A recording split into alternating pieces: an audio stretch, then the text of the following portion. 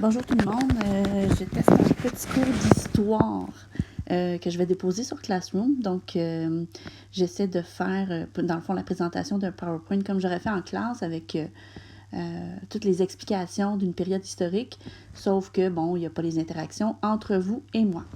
Donc, pour tester, je vais juste faire une petite récapitulation sur ce qu'on a déjà vu jusqu'à présent depuis le début de l'année.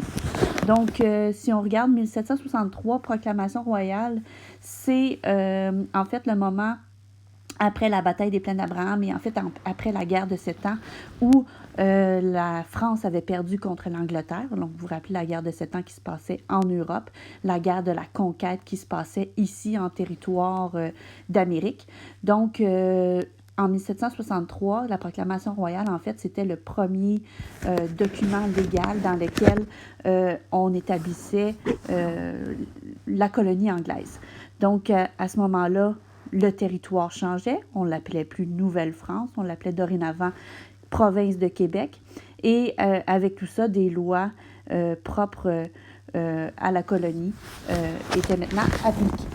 Donc, après la proclamation royale, donc vous vous rappelez que dans la proclamation royale, on mettait seulement les lois anglaises. Donc, les Français qui vivaient sur le territoire étaient extrêmement déçus, fâchés de cette proclamation-là.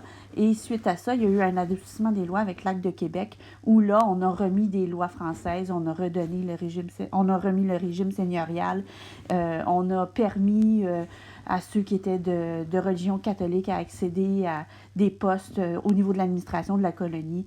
Le territoire s'est agrandi. Et donc, on a maintenant un territoire qui est beaucoup plus grand avec des lois adoucies. Suite à ça, on avait vu dans un autre chapitre la guerre d'indépendance des États-Unis.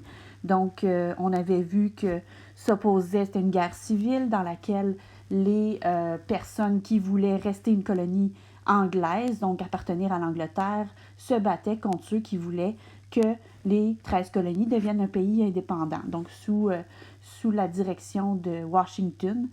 Donc, plusieurs batailles ont eu lieu et finalement, effectivement, les 13 colonies sont devenues un pays indépendant dont le nom est maintenant les États-Unis. Donc, c'était pour ça, vous vous rappelez qu'il y avait 13 étoiles sur le drapeau. Donc, suite à ça, les loyalistes étaient venus s'installer ici. On se rappelle, les loyalistes, c'est ceux qui voulaient rester une colonie britannique. Donc, la colonie la plus proche était celle de la province de Québec. Donc, c'est pour ça que massivement, plusieurs immigrants sont venus des États-Unis pour s'installer ici.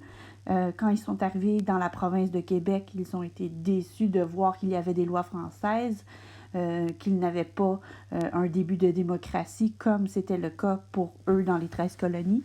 Et c'est pour ça que les loyalistes, une fois arrivés ici, ont demandé, par le biais d'une pétition, un changement. Donc, on voulait avoir vraiment des droits qui étaient différents de ceux qui étaient déjà instaurés ici. Donc, les Canadiens français voulant pas retourner en arrière avec la proclamation royale, on fait aussi une pétition pour demander le statu quo. Et on se rappelle que suite à ça, on a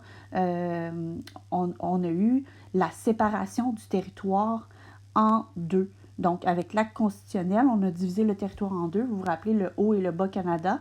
Je ne sais pas si vous vous souvenez pourquoi le Haut-Canada avait l'air d'être en bas et le Bas-Canada avait l'air d'être en haut. Sinon, vous irez voir peut-être ou vous me poserez la question.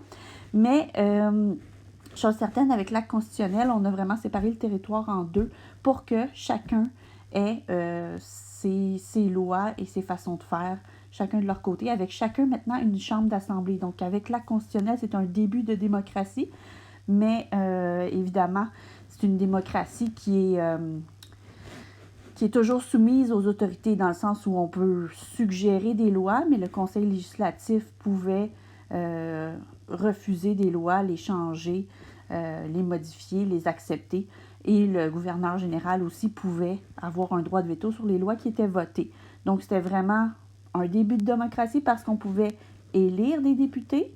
Encore là, ce n'était pas tout le monde qui pouvait voter. C'était seulement bon, une certaine partie de la population qui avait accès au droit de vote. Et évidemment, le droit de vote, le moment où le vote se faisait, c'était complètement différent que maintenant. Donc, on en avait parlé, là, ça se passait à main levée. Il y avait des fois des gens, fallait le dire haut et fort. Et quand on savait, par exemple, qu'un candidat était en avance sur un autre, il pouvait y avoir des gens qui empêchaient d'autres d'aller voter. Donc, c'était vraiment une autre façon de faire au niveau du vote. Mais chose certaine, avec la constitutionnelle, c'est un début de démocratie. Mais ce début de démocratie-là est très, très, très fragile. Et il va mettre la table pour ce qu'on va voir très, très bientôt, c'est-à-dire la rébellion des patriotes. Donc ça, on va y arriver, puis on va voir que l'acte constitutionnel ou la façon d'établir une démocratie, ça va être une des raisons pourquoi il va y avoir des rébellions, en fait, tant au Bas-Canada qu'au Haut-Canada.